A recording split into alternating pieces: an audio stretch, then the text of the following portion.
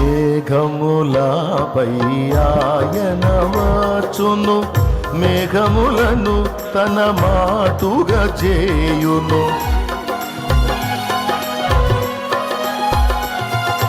మేఘములపై ఆయన వచ్చును, మేఘములను తన మాటుగా చేయును.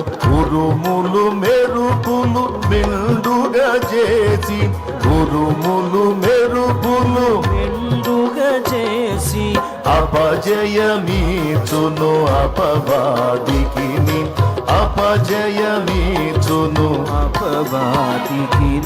యెహోవా నా బలమా, యథార్థమైనది నీ మార్గం, పరిపూర్ణమైనది నీ మార్గం. యెహోవా.